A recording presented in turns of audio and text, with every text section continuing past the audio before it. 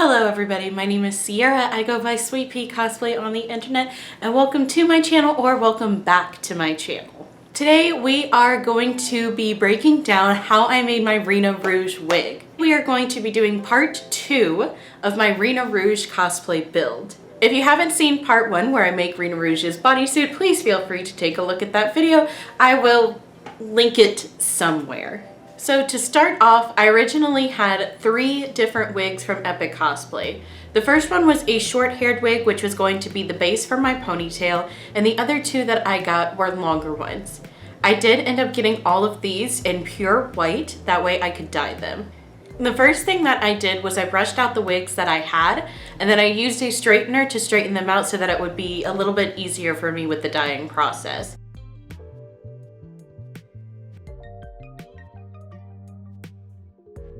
Using rubber bands, I marked off where I wanted the end of the white to be. That way I knew how far to dip the wig into the pot of dye. So using a pot that I had specifically for dyeing purposes, I mixed together RIT dye in the colors red, orange, and black. Some of them were ones that I had laying around, but in retrospect, I really should have gotten some iDye poly, as this is synthetic fiber. The color itself did not hold super great to the wigs once I rinsed them out, but we'll get to that. I submerged all of the wigs up until the point that I wanted the white to start, and I left them in there for around 30-ish minutes a piece, and then I left them out to dry for several days. That way the color could really sink into the wig. Or so I thought. Since I wasn't super happy with the color, I decided to try something else. This time I used an ink dyeing method. So I mixed 70% isopropyl alcohol. I said that wrong. I don't know how to say it, don't judge me. I mixed together a red and orange with the ink dye and the 70% isopropyl alcohol, and I started to spray that into the longer wigs, starting from the root and moving down. I tried really hard not to get the spray into the white, but it's inevitable that it ended up dripping down into the white anyway.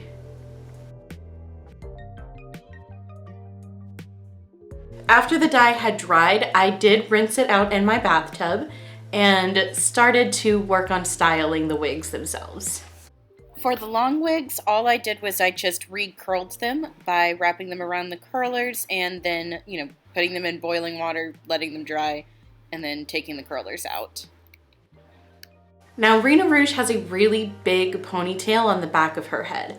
I wasn't entirely sure how I was going to tackle this, but my friend who goes by Fam on Instagram did give me a wonderful suggestion that she had used for one of her wigs before. So, shout out to you, Sam, because you saved my life on this wig. So to start on building the base for the wig, I took some Worbla that I had and I made a little cross out of it. I then took a screw or a nail, something that I had laying around, and I put a piece of Worbla attached to the bottom of that where the head would be, and attached that to my cross piece of Worbla.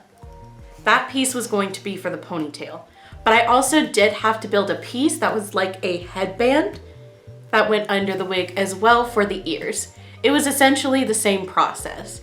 I just took a really long piece of Worbla, crisscrossed it, and put the nails where I knew the earpieces were going to go. It did look a little bit lopsided and not quite right, but I did try to fix it later on. I'm not a professional. I don't know what I'm doing.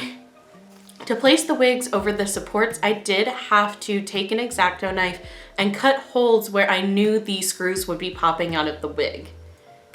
This was a very difficult process to do, trying to figure out where the holes were going to be without it on the wig, but I managed. Once the wig was on the supports though, I did use hot glue to secure everything in place, that way they would not move. The base wig that I got from Epic Cosplay did not have a middle part, but it was around the length that I wanted, so I knew I wouldn't have to cut as much. In order to get that middle part, I did find the center of the wig and part it down the middle, then took a heat gun on a very low setting and heat trained it to stay in that middle part. This does melt the fibers a little bit, but I needed that middle part to stay, so I didn't mind. Then I sectioned off what would be the bangs of the wig, the part that has the little white on the tips. I wanted to keep this away from the rest of the wig, that way I could be sure that I didn't chop it off and mess up everything completely. I did end up heat forming and trimming the wig so that the hair that was not the bangs went back like it was in a ponytail, and the part that was the bangs would stay in the front. I had to trim off a good bit of excess from the back of the wig because it was a little bit longer than what I wanted it to be. Now Rena's middle part has a piece that tucks up under, and then she has like these sideburns that hang down from the front of her wig, her hair. It's not a wig for her. So what I did to mimic this was I took the middle part and I pinned the pieces up underneath what would be the sides of her hair. Using a heat gun, I did heat form this into place and then sprayed it with Got to Be Glued.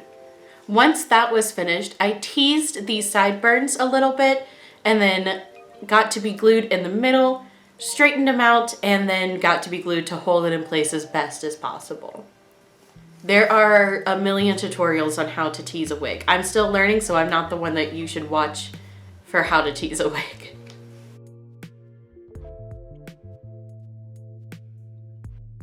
Now for the ponytail piece itself.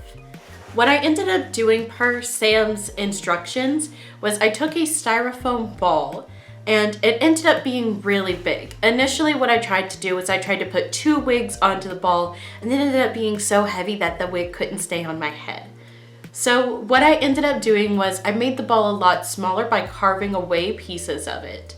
But I didn't record any of that because it was kind of like a breakdown moment. There were tears. I was very upset. This wig had given me so much trouble because I had never styled anything like it before.